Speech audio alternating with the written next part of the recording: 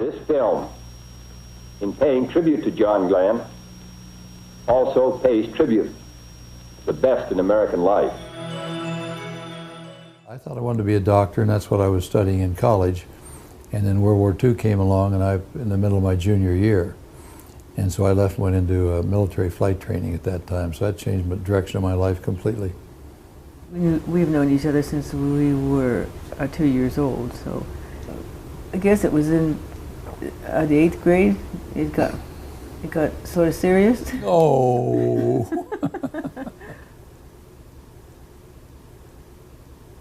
I got hit several times. World War II got hit 5 times, mainly by single shells. 7 times in Korea, and 3 of those were big ones. 3 of those were explosive shells. I'll clean it up. I'll say the old magnet tail was what they called me, and you can make your own version of that.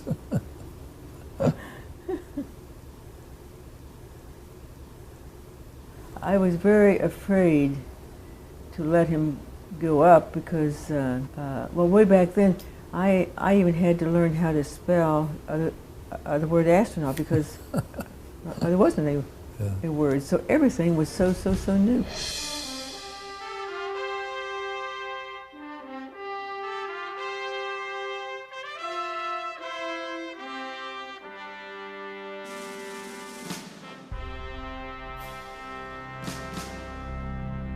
Be with you, Thomas. Good Lord, ride all the way. Godspeed, John Glenn. About a month before the flight, I got thinking if I had to make an emergency reentry and came down, and here I am over Papua New Guinea, and some of the natives are there, and they all at once they hear a boom boom, a sonic boom, and they look up, and here comes this little black thing, and all at once the hatch blows off on the side, and out steps this thing in a silver suit. I'm probably going to be either elected God or chief or be dead pretty quick, one or the other. And so I had a message translated, you know, take me to your leader, big reward, and all this sort of thing. And this is a little lesson for all of us, I think, today, too. It turned out that the word for stranger and the word for enemy was the same word. In other words, if you don't know somebody, they're automatically an enemy. And by the second time, when I went up, it was some 36 years later, there had been 120-some manned flights in between there.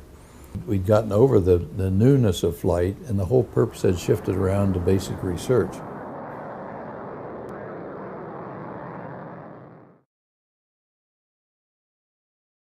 I'd been through 2 wars when I got to Senate, World War II and Korea. Wars are bad enough. I couldn't imagine how much more horrible it would be if you had a nuclear war. I think it's fair to say I became a leader in that area. In 1978, then passed the Nuclear Non-Proliferation Act of '78, which was my legislation. It's still on the books to this day. The most important day, though, is the day you're sworn in. You realize you're really there. Harry Truman said the first day he was in the Senate, he couldn't believe he was there. And after he'd been there 6 months, he couldn't understand how all those other guys got there. Our motto here of inspire citizenship and develop leadership is one we're working on. We hope to expand to more and more students, so that's gratifying.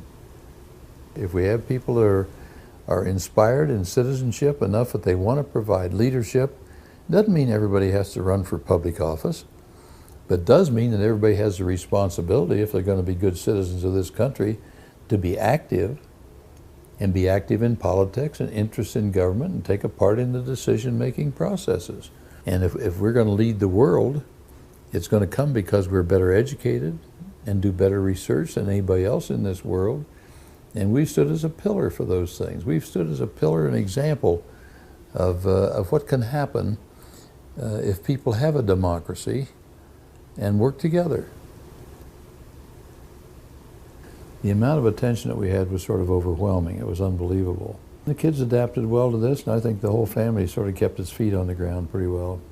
And we've been very, very lucky and very fortunate, and feel we've had many opportunities that we're thankful for.